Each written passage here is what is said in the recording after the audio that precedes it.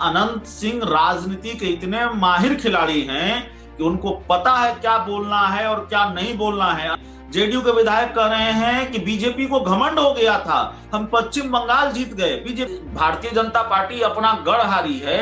इस तरह का खेल एनडीए में पहले भी हुआ है कि भारतीय जनता पार्टी के एक सहयोगी दल ने या जेडीयू के एक सहयोगी दल ने प्रशांत किशोर की परोक्ष रूप से मदद की। नमस्कार, मैं हूं संजीव श्रीवास्तव। आप देख रहे हैं 4 PM न्यूज नेटवर्क। दोस्तों, बांकीपुर में जबरदस्त हार के बाद भारतीय जनता पार्टी में खलबली मची हुई है। वैसे ही जो बीजेपी है, बहुत सारे द्वंद्व अंतर्द्वंद के साथ साथ कई सारी जो घटनाक्रम हैं जिसके कारण बहुत कुछ उसके सामने चुनौतियां खड़ी हुई हैं। अब जो कुछ चुनौतियां हैं, ये जो हो रहा है, और चाहे जैन जी हो, उसके पहले जो राम मंदिर दान डकैती मसला है, बहुत सारे प्रश्न ही प्रश्न है। संसद का सत्र चल रहा है अभी, और जो कुछ हुआ है, देखिए, न केवल बिहार की बांकीपुर बल्कि मध्य प्रदेश की दतिया भी बीजेपी खेत रही है। साथ साथ जो गुजरात की सीट थी मांजलपुर, वहां पर वो जो उसका जीत का अंतर है बहुत बहुत कम हुआ है। हालांकि वोट का प्रतिशत कम रहा, लेकिन फिर भी इतना बड़ा यदि जो मार्जिन था 2022 में वो गिर जाए तो फिर आत्मावलोकन और चिंतन की तो बात है ही, और सब कुछ चल रहा है, उठापटक तेज है। और पूरे घटनाक्रमों के बीच नतीजा 3 तारीख को आया। आज 4 तारीख है, और 4 तारीख के दिन जो घटनाक्रम दिल्ली में हुए वो भी बहुत कुछ जो होता है ना कि बिटवीन द लाइन, कहीं जो पर्दे के पीछे चीजें चलती हैं उसको भी कहीं ना कहीं चीजें देखते हैं। मध्य प्रदेश के जो पूर्व मुख्यमंत्री, खुद मोदी सरकार में काबीना मंत्री शिवराज सिंह चौहान की मुलाकात हुई है प्रधानमंत्री नरेंद्र मोदी से, एक लंबी मुलाकात, और कहीं दतिया से जोड़कर उसको देखा जा रहा है, बातें हो रही तमाम। उधर फिर नीतीश कुमार, जिन्हें बीजेपी ने, एनडीए ने जो है अपने कुनबे के साथ रखते हुए बिहार से दिल्ली शिफ्ट कर दिया था, तो वहां उनकी मुलाकात भी प्रधानमंत्री से हुई। मैं फोकस पूरी चर्चा का करने जा रहा हूं बिहार को लेकर। ये मैं इसलिए करने जा रहा हूं क्योंकि बिहार में, दिल्ली में नीतीश कुमार और प्रधानमंत्री की मुलाकात तो है ही है, लेकिन बिहार में बहुत कुछ घटनाक्रम हुए हैं। और जो जनता दल यू है, वहां जिस तरीके के कुछ सिलसिले चले हैं पूरे दिन, अब मैं ये शाम के वक्त रिकॉर्डिंग कर रहा हूं, तो इनके मायने क्या है, इसी को समझने, इसी के बारे में और ज्यादा जानने, आप तक पहुंचाने के लिए चलेंगे सीधे अपने सहयोगी पटना अभिषेक मिश्रा जी हमसे जुड़ गए। अभिषेक, बहुत बहुत स्वागत आपका। जी धन्यवाद सर। जी अभिषेक, ये जो चल रहा है दिल्ली में नीतीश कुमार की मुलाकात, और फिर जो सूचना आपने हमें दी है कि वहां एक जो ऑफिशियल हैंडल है जेडीयू का, उस पर 2 साल पुराना एक संजय झा, जो जेडीयू के कार्यकारी अध्यक्ष है, उनका एक पुराने बयान का चस्पा होना और उसको लेकर चर्चाएं होना, इसके मायने क्या है, इसे लेकर किस तरह की हलचल है, क्या बातें हो रही हैं? देखिए, सबसे पहले तो हम सवाल दर्शकों से ही पूछेंगे कि क्या मायने हैं इस बयान के, क्या समझा आपने इस बयान से, और क्या जरूरत है। संजय झा, अगर ये बयान दर्शकों ने सुना, इस बयान में संजय झा ये कह रहे हैं, जो जेडीयू के राष्ट्रीय कार्यकारी अध्यक्ष हैं, और संजय झा ये कह रहे हैं, ये तब का बयान है, 2 साल पुराना बयान, 2024 का बयान, जिस दिन संजय झा को जेडीयू का राष्ट्रीय कार्यकारी अध्यक्ष बनाया गया था। इस बयान में संजय झा कह रहे हैं कि किसी को पावर मिल जाता है, किसी को सत्ता मिल जाती है तो समझता है कि ताकत मिल गई और मेवा खाना है। ये 2 साल पुराना बयान बांकीपुर विधानसभा उपचुनाव के नतीजे के ठीक एक दिन बाद जेडीयू को अपने ऑफिशियल सोशल मीडिया हैंडल पर पोस्ट करने की जरूरत क्यों पड़ी। ये फेसबुक पर भी है, ये जेडीयू के एक हैंडल पर भी है, और ऑफिशियल सोशल मीडिया हैंडल पर है। इसकी क्या जरूरत थी। हमने एक फिल्म, आपने देखी होगी, एक फिल्म सबने देखी है, ज्यादातर दर्शकों ने देखी होगी, राजनीति, प्रकाश झा की एक फिल्म है राजनीति, और जिसमें कहा जाता है राजनीति में गड़े मुर्दे उखाड़े जाते हैं या मुर्दे कभी गाड़े नहीं जाते हैं। तो ये गड़ा मुर्दा उखाड़ा गया। जेडीयू ने ये गड़ा मुर्दा क्यों उखाड़ा? भारतीय जनता पार्टी के की शर्मनाक हार के ठीक एक दिन बाद, बांकीपुर के रिजल्ट के ठीक एक दिन बाद। और सवाल सिर्फ एक वीडियो का नहीं है, सवाल सिर्फ इस बात का नहीं है कि संजय झा का एक पुराना बयान जिसमें ऐसा लग रहा है कि उनका इशारा भाजपा की तरफ है, क्योंकि मेवा तो अभी तेजस्वी यादव नहीं खा रहे हैं, मेवा खाने की स्थिति में है भी नहीं, न सत्ता मिली है उनको, न पावर मिला है उनको, और न सत्ता और पावर प्रशांत किशोर को मिला है, न कांग्रेस को मिला है। इस बयान में तो सत्ता मिलने की बात हो रही है, पावर मिलने की बात हो रही है, ताकत मिलने की बात हो रही है, मेवा खाने की बात हो रही है। तो न कांग्रेस, न जनसुराज, न आरजेडी मेवा खाने की स्थिति में नहीं है। तो ये किसको बताया जा रहा है, किसको सुनाया जा रहा है? इस बयान में इस बात का भी जिक्र है कि नीतीश कुमार से सीखना चाहिए कि कैसे ताकत का इस्तेमाल जनसेवा के लिए किया जाता है। तो ये आपने जो कहा यही बात कह रहे हैं प्रशांत किशोर कि वो जनता दल जो जब नीतीश कुमार मुख्यमंत्री थे बिहार के, तब बात कुछ और थी, सबको साथ लेकर चला करते थे। ये था कहीं कनेक्ट उसको किया जा रहा है, ऐसे हम मान सकते हैं, देख सकते हैं। बिल्कुल बिल्कुल कनेक्ट किया जा रहा है। और हालांकि ये कह देना जल्दबाजी होगी कि प्रशांत किशोर और जनता दल यूनाइटेड कभी साथ आएंगे वापस कि नहीं आएंगे। आने की बात नहीं कर रहा मैं, आने जाने की तो बात ही नहीं, मैं केवल सिंपली जोड़ रहा हूँ कि वो कहीं वो जो व्यक्त कर रहे हैं तो ये इसको ऐसा हम देख सकते हैं क्या कि इसको कहीं उसी को संदेश को आगे बढ़ाने की कोशिश जैसे मान सकते हैं, देख सकते हैं। देखिए बिल्कुल देख सकते हैं। और जनता दल यूनाइटेड बहुत असहज रही है। देखिए जब सम्राट चौधरी मुख्यमंत्री बने तो ये कहा गया, जेडीयू के नेताओं ने बिल्कुल ताल ठोक कर ये कहा कि देखिए जो मॉडल है वो तो नीतीश मॉडल ही चलेगा। लेकिन आपको मालूम है कि बिहार में जो कुछ भी घटनाएं हुई या सम्राट चौधरी की जो कार्यशैली है सरकार चलाने की, अच्छा कर रहे हैं बुरा कर रहे हैं उस पर बहस करेंगे, लंबी बहस हो जाएगी। लेकिन क्या वो नीतीश मॉडल है, ये अपने आप पे बड़ा सवाल है। स्कूलों का रंग भगवा होना, इसको लेकर बिहार विधानमंडल के सत्र के दौरान सवाल उठे। तो ये तो भारतीय जनता पार्टी अपनी पिच पर खेल रही है। ये सब तो बीजेपी के हाथों में चाबी आना, सत्ता की चाबी मिल जाना, सीधे उसी ताले की मुख्य चाबी उसके पास सम्राट चौधरी है, ये तो होना ही था।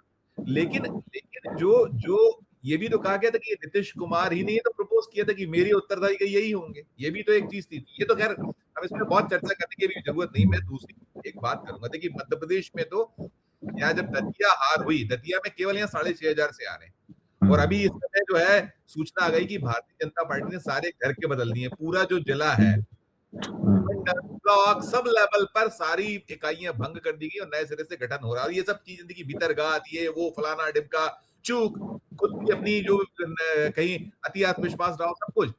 लेकिन यहाँ जो हुआ है आपके बांकीपुर में, तो बांकीपुर में अभी क्या सीन बना है? बीते 24 घंटे मतलब कुछ देर बाद होने वाले हैं, जब हमारे प्रोग्राम पहुंचेगा दर्शकों के हाथ में तो शायद हो सकता है सुबह हो जाए। लेकिन क्या वहां कुछ है उठा पटक, कुछ क्या छाटा जा रहा है, देखा जा रहा है कि इतनी बड़ी हार हुई कैसे? क्योंकि जो सीट 1995 से हो, 30 बरस बाद लगातार आपका खंभा गड़ा, आपका किला ऐसे ध्वस्त हो जाए इतनी बड़ी मार्जिन से, तो क्या यहाँ चल रहा है वो भी बताइएगा ना। नहीं तो बहुत उठापटक है। आप उठापटक की बात कर रहे हैं, बहुत उठापटक है। अब भारतीय जनता पार्टी के अंदर खाने क्या उठापटक है, और भारतीय जनता पार्टी में इस हार का ठीकरा किसके सर फूटेगा? नितिन नवीन के सर फूटेगा कि मुख्यमंत्री सम्राट चौधरी के सर फूटेगा कि संजय सरावगी के सर फूटेगा? उम्मीदवार के सर तो नहीं फूटेगा। उम्मीदवार जो थे नीरज सिन्हा, उनके सर तो नहीं फूटेगा, बड़े नेताओं के सर फूटेगा, या तीनों के सर ये ठीकरा फोड़ा जाएगा। तो बीजेपी के अंदर की उठापटक की बात से ज्यादा जो इस बात पर है कि एनडीए के अंदर क्या उठापटक चल रही है। हमने एक संजय झा के बयान का जिक्र किया। सवाल सिर्फ संजय झा के बयान का नहीं है, अनंत सिंह का बयान, जनता दल यूनाइटेड के विधायक, वो अनंत सिंह का बयान भी दिखाऊंगा। न केवल अनंत सिंह, बल्कि मुझे शायद जो आपसे बात हो रही थी श्याम रजक का ही बयान, लेकिन पहले अनंत सिंह का बयान दिखाता हूँ इसकी बात। ये देखिए जो बीजेपी को हार मिली है, कैसे देख रहे हैं? देखिए, जनता नीतीश जी के चुना था। जनता का कहना है कि भाजपा बदमाशी करके नीतीश जी के हटा के दूसरा मुख्यमंत्री बना दिया। जनता में इस चीज का पूरा गुस्सा है कि हम लोग वोट ककड़ा देते हैं और उसे ऊपर जो मर्जी होता है वो करता है। तो जनता मालिक होता है, कुर्सी देना लेना जनता का काम है। लेकिन कुछ लोग नेता ऐसा हो गया कि वो पूछते हैं कि हम ही देते लेते हैं, ओकरे नतीजा ये है। चुनाव से पहले आप रिजल्ट बता देते हैं, बाकी पूरे चुनाव से पहले आपके मन में क्या चल रहा है? जो आदमी हमारा भी रोज आते हैं 2000 आदमी, तो जो बोलते हैं बोली नहीं सुनेंगे, कहने कुल बोल रहा है। ये कुल के लोग के देखते हैं जन ज्यादा कुल बोल रहा है, वही चीज होगा। बाकी आपको साधु महात्मा हमने है कि जी बता देते हैं आपको पहले से लग रहा था कि अनुमान था कि हाँ, जो पब्लिक में विरोध बोले तो क्या बोल बुझते बुझेंगे, हारेगा। इतना घमंड कि हम लोग पार्टी में है, ये केवल कहो होगा कि वोटो मांगो, केवल कहा होगा। लगता है इतना हम काम किए हैं, ये किए हैं, वो किए हैं, ऐसी जनता दे देगा, कौची कर दिए।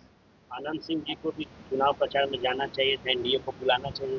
जैसे पार्टी का मतलब क्या होता है, गठबंधन का मतलब क्या होता है, लेकिन यहाँ तो घमंड था कि कलकत्ता जीत गए, विदेश जीत गए, बंबई जीत गए, देश भर हालत खराब है, बिहार नहीं। देखिए अनंत सिंह भी कहीं आत्मचिंतन एनडीए को कह रहे हैं, क्या इसके मायने, इसके क्या? और श्याम रजक का भी, श्याम रजक ने भी कुछ इस तरह की बात की। दोनों चीजें हमारे दर्शकों को बताइए।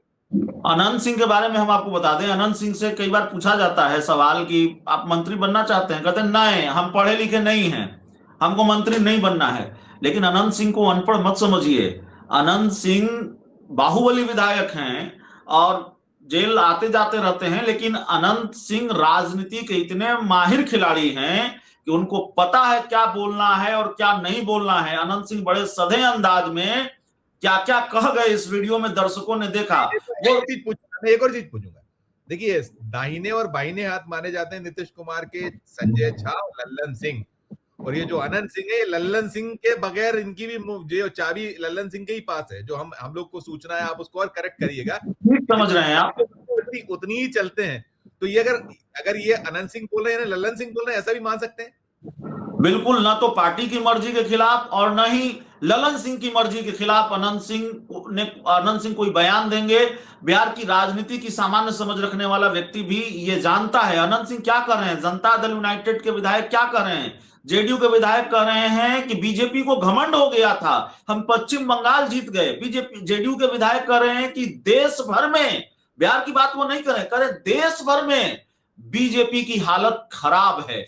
जनता दल यूनाइटेड ने क्या इस बयान को खारिज किया? इस बयान को आए हुए कई घंटे बीत गए, खारिज करना तो छोड़ दीजिए, खारिज करने की बात अलग है, खारिज नहीं किया, उल्टे श्याम रजक ने भी मोर्चा खोल दिया। श्याम रजक ने भी कार्यकर्ताओं के सम्मान की बात कही, बहुत सारी बातें उन्होंने कही, और फिर संजय झा का वो वीडियो भी आया जेडीयू के ऑफिशियल सोशल मीडिया हैंडल से। तो देखिए सवाल यह है कि क्या एनडीए में ऑपरेशन सम्राट शुरू हो चुका है?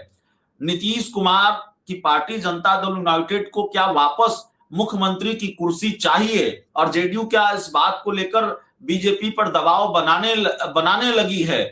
यह भी सवाल है, क्योंकि देखिए बीजेपी ने 40 स्टार प्रचारक उतारे थे और भारतीय जनता पार्टी को अपने 40 स्टार प्रचारक नाकाफी लगे, तो बीजेपी ने जेडीयू के भी कई दिग्गजों को उतारा।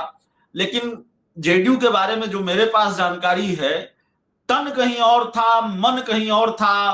वो शेर है, बड़ा मशहूर शेर है, मुझे पूरा याद नहीं है, लेकिन वो है कि भाई किसी का दिखता रहूं और किसी का हो जाऊं वाला हिसाब किताब था जनता। और ये बात कहीं पे निगाहें, कहीं पे निशाना, इसको ऐसे भी बिल्कुल कहीं पे निगाहें और कहीं पे निशाना। और ये बात मैं सिर्फ हवा में नहीं कह रहा हूं, मैं पार्टी का नाम नहीं बताऊंगा, लेकिन सत्ताधारी पार्टी के कई नेताओं के बातचीत के आधार पर कह रहा हूं। चुपचाप बस्ता छाप, बस्ता जो है प्रशांत किशोर की पार्टी का चुनाव चिन्ह है, और भारतीय जनता पार्टी के अपनों से मेरा मतलब है पार्टी के लोगों ने भी और गठबंधन के सहयोगी दलों के लोगों ने भी चुपचाप बस्ता छाप वाला खेल कर दिया। और इस तरह का खेल पहली बार नहीं हुआ है। देश भर में बहुत सारे लोगों को यह जानकारी नहीं होगी कि यह खेल भारतीय जनता पार्टी अपना गढ़ हारी है। इस तरह का खेल एनडीए में पहले भी हुआ है और बहुत महीने नहीं बीते होंगे। आपको याद होगा 2024 का लोकसभा चुनाव जब हुआ तो बिहार में एक सीतामढ़ी की सीट है, देवेश चंद्र ठाकुर जो बिहार विधान परिषद के सभापति हुआ करते थे, वो सीतामढ़ी सीट से सांसद बन गए। नीतीश कुमार के बड़े प्रिय हैं, नीतीश कुमार के बड़े करीबी हैं, सांसद बन गए। वो सीट खाली हुई, जेडीयू अपनी सिटिंग सीट पर चौथे नंबर पर रही।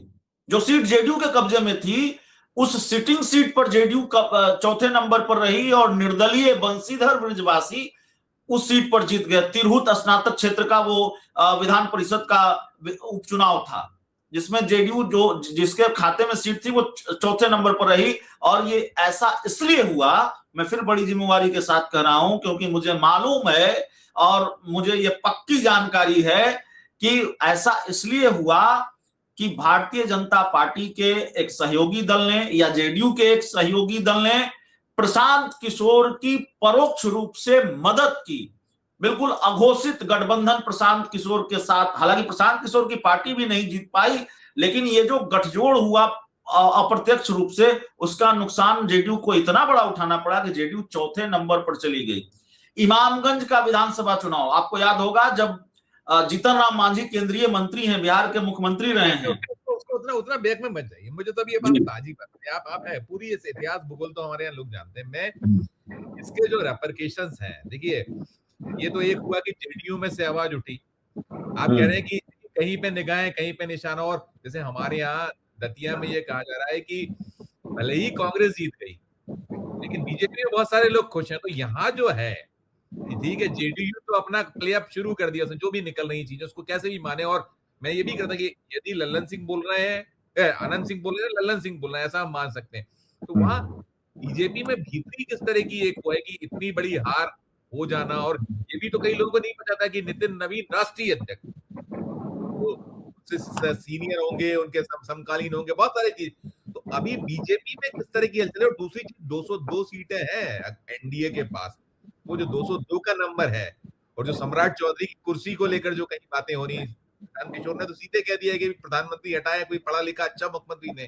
तो ऐसे में क्या कुछ नंबर गेम में तो कहीं कोई दिक्कत ही नहीं है ना, या ना यहाँ वहां है बिहार में, और ना अगर एनडीए ये जो एनडीए से छिटक भी जाए जेडीयू, तो आज की तारीख में तो कोई संकट नहीं है, 12 सांसद चले भी जाए अगर कुछ पलटी मार और जो पुराना इतिहास। तो इन सब पर क्या आप देख पा रहे हैं वहां? मैं आपके सवाल का जवाब दूंगा, लेकिन एक बात मैं आपको याद दिलाता हूं। जब बिहार में नीतीश कुमार ने इस्तीफा दिया था तो आप अक्सर ये सवाल हमसे पूछा करते थे कि कौन बनेगा बिहार का मुख्यमंत्री, और हमने आपको बताया था कि सम्राट चौधरी ही बिहार के मुख्यमंत्री बनेंगे। और उसके कई कारण भी हमने आपको गिनाए थे, हुआ वही, सम्राट चौधरी ही मुख्यमंत्री बने। आज मैं सम्राट चौधरी को लेकर एक दूसरी जानकारी आपको दे रहा हूं। सम्राट चौधरी अपना कार्यकाल पूरा नहीं कर पाएंगे। बिहार में मुख्यमंत्री बदलेगा, अब ये 1 महीना में बदले या ये बदलने में, इस बदलाव में 1 साल लगे, लेकिन सम्राट चौधरी अपना कार्यकाल पूरा नहीं करने जा रहे हैं। भारतीय जनता पार्टी का मुख्यमंत्री होगा या जेडीयू का मुख्यमंत्री होगा, दबाव जेडीयू की तरफ से है कि भाई मुख्यमंत्री हमारा होना चाहिए, और ये दबाव की जो प्रक्रिया है वो शुरू हो चुकी है, प्रेशर पॉलिटिक्स शुरू हो चुका है। और बाकी जो 3 बयान हमने आपको सुनाए, बाकी सारी चीजें जो हमने आपको बताई, वो सब इसी का हिस्सा है। तो सम्राट चौधरी के बारे में ये है कि वो नहीं ये कर पाएंगे, अपना कार्यकाल पूरा नहीं कर पाएंगे। अब रही बात भारतीय जनता पार्टी के अंदर की हलचल की, देखिए भारतीय सम्राट चौधरी के जो दुश्मन है वो तेजस्वी यादव नहीं है, सम्राट चौधरी के जो दुश्मन है वो प्रशांत किशोर नहीं है, ये लोग सामने वाले दुश्मन हैं। सम्राट चौधरी के जो दुश्मन हैं उनकी पार्टी के अंदर ही बहुत सारे लोग हैं, और एक बड़ा मजबूत तबका है सम्राट चौधरी के खिलाफ बिहार बीजेपी में, और ये सब लोग जानते हैं, नाम लेने की जरूरत नहीं है। नाम अगर लिया जाए तो चर्चा होती है कि नित्यानंद राय और ऐसे बहुत सारे नाम हैं जो जाहिर तौर पर सम्राट विरोधी कुनबा जिनको कहा जा सकता है। सम्राट मुख्यमंत्री पद के दावेदार भी थे, जो मुख्यमंत्री के दावेदारों में गिने जाते हैं, मुख्यमंत्री पद के दावेदार भी थे। तो एक तो बीजेपी के अंदर ये जाहिर तौर पर हलचल है, और सब जो प्रशांत किशोर कहते रहे हैं कि भाई ये सम्राट चौधरी के खिलाफ रेफरेंडम है, ये चुनाव, ये सिर्फ एक विधायक चुनने का चुनाव नहीं है, बल्कि सम्राट चौधरी से बेहतर मुख्यमंत्री चुनने का चुनाव है। तो सम्राट वर्सेज प्रशांत, ये करने की कोशिश प्रशांत किशोर ने की, और इसमें कमोबेश वो कामयाब भी रहे हैं। अब सम्राट चौधरी पर गाज गिरेगी, कितनी जल्दी गिरेगी, और गिरेगी भी कि नहीं गिरेगी, ये तो ठीक है, तस्वीर साफेगी। लेकिन मुझे लगता है कि इस उपचुनाव के नतीजों का जो सबसे ज्यादा नुकसान उठाना पड़ेगा, उसका जो जुर्माना भरना होगा, वो बिहार के मौजूदा मुख्यमंत्री सम्राट चौधरी को ही भरना पड़ेगा। हो सकता है यूपी चुनाव के नतीजों तक इंतजार हो, यूपी चुनाव तक इंतजार हो, लेकिन सम्राट चौधरी अपना कार्यकाल पूरा नहीं कर पाएंगे, ये मैं आपको दोहरा रहा हूं। और सिर्फ 3 घटनाक्रम नहीं है, अब आप कल में, परसों में, आगे जो दिन बीतते जाएंगे उसमें आप देखेंगे इस तरह की आवाजें उठनी शुरू हो गई हैं। मैंने देखा है जब बदलाव होने लगते हैं, जब मूड मिजाज बदल जाता है और मोह भंग हो जाता है गठबंधन के सहयोगी दल से, या दूसरी तरफ जाने का मन हो जाता है। मैं नहीं कह रहा हूं कि कल जेडीयू लालू यादव के साथ चली जाएगी, लेकिन किस तरह के संयोग होते हैं। आपको याद होगा इंडिया गठबंधन में जब नीतीश कुमार थे तो जेडीयू के लोगों ने सीट शेयरिंग पर बात करनी शुरू कर दी। जेडीयू के कई नेताओं के बयान आने लगे कांग्रेस को लेकर, कांग्रेस के खिलाफ।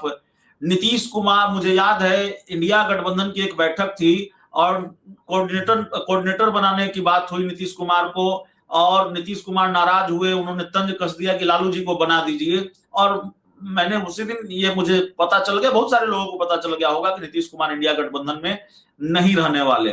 तो ये सारे संकेत है, संयोग नहीं है। संजय झा का बयान आना, पुराना बयान सोशल मीडिया हैंडल पर, ऑफिशियल सोशल मीडिया हैंडल पर आना, आनंद सिंह का इस तरह से कहना, जनता दल यूनाइटेड में मौजूदा वक्त में किसी की हिम्मत नहीं है या किसी भी राजनीतिक दल में कि इतना बड़ा बयान, कि भारतीय जनता पार्टी को घमंड हो गया था और भारतीय जनता पार्टी पश्चिम बंगाल जीत गई और भारतीय जनता पार्टी की पूरे देश में हालत खराब है। तो ये साधारण बयान नहीं है, ये छोटा बयान नहीं है। जेडीयू ने इस बयान को खारिज नहीं किया है और मैं कह रहा हूं कि जेडीयू के कुछ नेताओं से, सत्ताधारी पार्टी के कुछ नेताओं से हमारी बात हुई और जाहिर है हम इसको कंफर्म करने की कोशिश करेंगे भाई माजरा क्या है। और मैं जो सोच रहा हूं बात वही है, क्या ये बहुत हैरानी होती है कि अचानक इतना बिगड़ गया। तो हम जिस दिशा में जा रहे थे बात करने पर, मुझे लगा कि नहीं, बात उसी दिशा में जा रही है, हम जो समझ रहे हैं वो गलत नहीं है, यहां मामला वही है। और बीजेपी के अपनों ने चुपचाप बस्ता छाप किया है, प्रशांत किशोर की मदद की है। प्रशांत किशोर से मैंने एक दिन पूछा था, प्रशांत किशोर जब चुनाव लड़ने का ऐलान उन्होंने कर दिया कि मैं खुद चुनाव लड़ूंगा, तो एक दिन मैंने पूछा था कि आप कहते हैं कि सम्राट चौधरी के खिलाफ रेफरेंडम है, तो क्या ये माने कि जो सम्राट चौधरी के साथ नहीं है वो आपके साथ है? और क्या ये जेडीयू वाले भी हैं, ये बीजेपी वाले भी हैं? और कमोबेश हुआ वैसा ही है। जेडीयू में जो लोग सम्राट चौधरी के मुख्यमंत्री बनने से और नीतीश कुमार के इस्तीफा देने से नाराज है, एक बड़ा तबका, वो उन्होंने शायद प्रशांत किशोर का साथ दिया या बीजेपी की मदद नहीं की। मदद न करना भी दूसरे दल का साथ देना होता है। और बीजेपी वाले भी जो सम्राट चौधरी के खिलाफ है। जी बिल्कुल।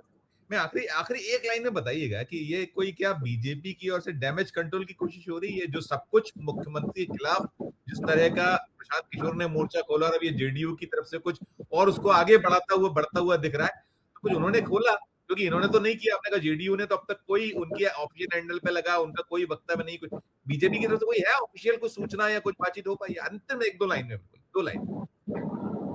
बिल्कुल, Bharatiya Janata party damage control की कोशिश जरूर करेगी, क्योंकि भारतीय जनता पार्टी को मालूम है कि अभी तक हुई है क्या इस वक्त तक जब हम रिकॉर्डिंग कर रहे हैं? अभी तक कोई ऑफिशियल बयान के जवाब में या कुछ निकला है ये सब पे? नहीं, अंदर खाने हो रही होगी, ऑफिशियल कोई ऑफिशियल नहीं। लेकिन एक जानकारी मैं आपको और दे दूं दर्शकों को कि नीतीश आर्काइव नाम से एक सोशल मीडिया हैंडल जेडीयू के मुख्य प्रवक्ता नीरज कुमार उसको ऑपरेट करते हैं। जनता दल यूनाइटेड के मुख्य प्रवक्ता नीरज कुमार ने एक पहल शुरू की, अच्छी पहल कही जाएगी। नीतीश कुमार ने इस्तीफा दिया तो नीतीश कुमार के जो पुराने वीडियो हैं, उनसे जुड़ी हुई जो लोगों की यादें हैं, नीतीश कुमार से जुड़े हुए जो पुराने किस्से वगैरह हैं, वो सब कुछ अखबारों की कटिंग वगैरह, पुराने इंटरव्यू वगैरह उनके, या संसद में दिए गए उनके पुराने बयान, वो सब कुछ उस प्लेटफॉर्म पर डाले जाते हैं। जेडीयू का ऑफिशियल हैंडल तो नहीं कहेंगे, लेकिन जेडीयू के मुख्य प्रवक्ता नीरज कुमार ने इस पहल की शुरुआत की थी। 5-6 दिन पहले हमने देखा कि उस पर एक पोस्ट लगा है, उस पर एक पोस्ट किया गया कि जेडीयू का बीजेपी में विलय का जो रिश्ता है वो वर्षों पुराना है, बीजेपी ऐसा चाहती है लेकिन जेडीयू, नीतीश कुमार मौका ही नहीं दे रहे हैं।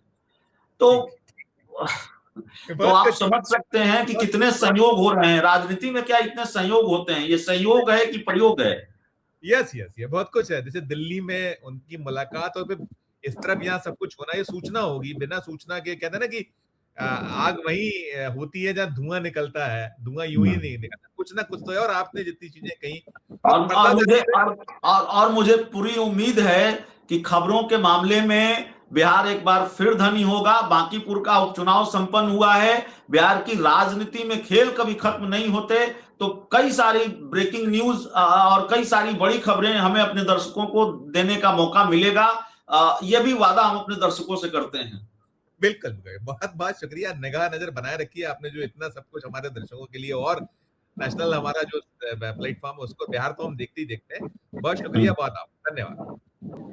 दोस्तों, आप सुन रहे थे पटना से हमारे सहयोगी अभिषेक मिश्रा। जैसा मैंने कहा कि इधर दिल्ली में नीतीश कुमार की मुलाकात, नीतार्थ खोजे जा रहे थे, वहां से जो सूचनाएं आई हैं, तो बिहार में सब कुछ ठीक नहीं है। जो एक पत्थर फेंका गया है प्रशांत किशोर की ओर से, तो वो यूं ही नहीं फेंका गया है। यानी कि जो कह रहे हैं कि बहुत कुछ घटनाएं अभी आगे होने की संभावनाएं बन गई हैं, और साथ में ब्रेकिंग न्यूज अब लगातार मिलेगी। जो कुछ होगा आप तक पहुंचाएंगे। इस चर्चा में इतना ही। इस चर्चा को सुनने के बाद आपकी अपनी जो राय हो, आपकी अपनी जो टिप्पणी हो। देखिए, नीतीश कुमार जी का तो स्मरणीय है कि वो कभी भी पलटी मार देने वाले नेता है। तो ठीक है कि वे आज उस तरीके से सक्रिय नहीं है, उनका अपना स्वास्थ्य है, उनका दल और जो वो करते रहे कि नहीं बर्दाश्त करना है, तो देखिए क्या होता है, निकल कर आएगा। अनुरोध होगा कि अच्छी लगी चर्चा तो चैनल को लाइक कीजिए, सब्सक्राइब कीजिए, ज्वाइन करना दबाइए तो हमारी हौसला अफजाई होगी। प्यार उससे बनाकर देखते रहिए 4 PM न्यूज नेटवर्क। धन्यवाद, नमस्कार।